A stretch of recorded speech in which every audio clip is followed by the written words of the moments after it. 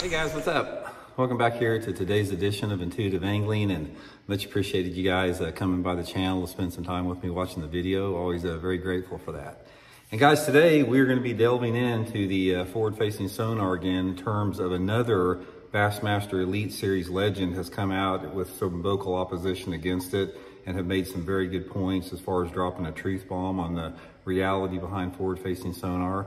So we're going to get into that today. You guys may have seen the video I did yesterday on Clark Winlet that came out with a viral Facebook post. And basically, or not basically, he said forward-facing sonar needs to be banned from tour level competition.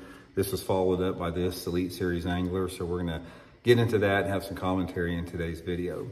Also, guys, quick reminder that now Tackle Warehouse now has my Blaukat RB2 and RB3 series sunglasses from Solarbat up on the Tackle Warehouse website.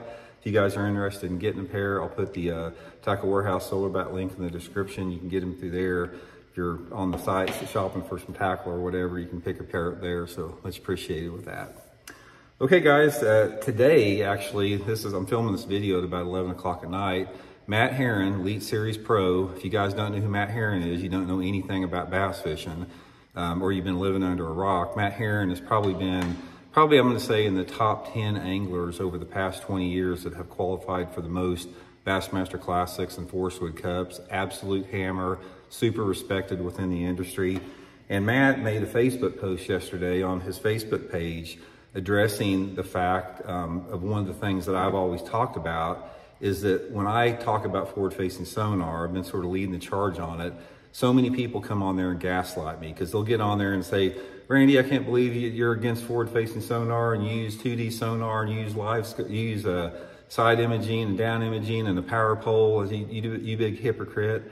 They gaslight you from the reality of what forward-facing sonar is doing to destroy our sport. And then I hear the same people saying, it's like, this is no different. It's another tool. People said the same thing back in 1970s when the flasher came out. They said the same thing when GPS came out. No, they didn't. I've been around since the 70s. Nobody said a peep about it. It's only been since forward-facing sonar came out the last couple of years with the advanced sonar transducer technology. So Matt addresses it here. So I'm going to read this post to you, what he said, and then we'll have some comment from you guys. Okay, again, you can see this up on Matt Herron's Facebook page.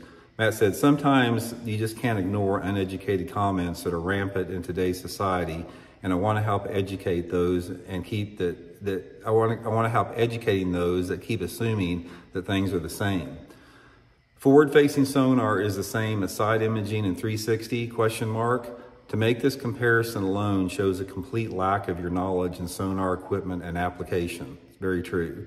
Forward-facing sonar is live real-time imaging that allows a lure to be presented in real time to a fish that is freely swimming in open water or relating to structure. Side imaging and 360 are comparable tools, but they do not show fish or structure in real time, and you cannot fish for a single fish swimming in and around that structure. Both of these products are primarily used for locating structure. Clark Winlet was all in for forward-facing sonar in the beginning, but now he's getting beaten by it, and that's why he doesn't like it, ? Absolutely false. Clark and most professional anglers are asked to promote new products sponsors come out with, and many times it's a rod and reel, a lure, something used by anglers. But in this case of forward-facing sonar, the original primitive version of Panoptics was basically a live version of down imaging, which is a version of 2D sonar but displays like side imaging. Panoptics was the first sonar product to display real-time images of fish swimming beneath the sonar cone. That product was different and extremely effective for crappie fishing underneath the boat. The product that has professional fishing in a buzz right now started with the IVS 32 and now the IVS 34 transducers. These transducers are totally different than what Clark originally used, and they transmit images of real time of fish and allow anglers to present lures to fish at any depth range. Fish can be seen on these transducers up to 250 feet away, and the angler can present lures in real time to the exact fish. I say all these things to help those that aren't professionals understand that the uproar in fishing has taken over in social media with this.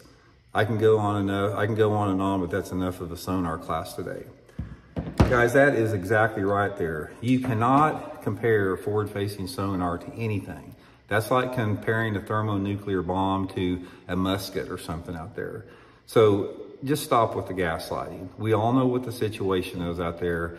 Forward-facing sonar has completely dominated, is completely taken over fishing the last 2 years. And there's never been a quote tool or any product that has ever even come remotely close to that. The only thing that was even close to that, guys, the only thing that had the dominance in winning tournaments like forward-facing sonar does was the Alabama rig. When the Alabama rig came out, you couldn't win without it for about a year period, and then Bassmaster banned it because there wasn't any money behind it, which they should have done with forward-facing sonar long ago. So there is no comparison between forward-facing sonar. It's not just another tool. So stop gaslighting when you're talking about it. But anyway, you know, congratulations to Matt. You know, another Elite Series angler came out with a reality here. I think what you're going to see now is since Matt and Clark has come out with this type of a viewpoint on it, you're going to see that it's going to give the other Elite Series anglers the courage to do the same thing. Because make no mistake about it, guys, the majority of the Elite Series pros, if you're over 25 years old, they don't want it.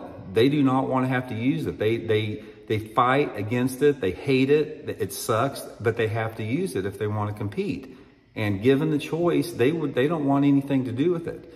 And it's just anglers like Clark and Matt that have actually had the courage to come out against it, that we're beginning to see the reality of the situation. But a lot of pros, guys, they don't want to make waves. They don't want to alienate fans. They don't want to, you know, have, you know, be labeled as something.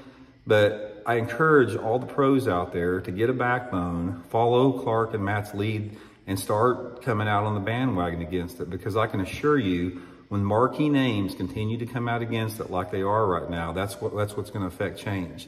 So anyway, thanks for tuning in, guys. Talk later.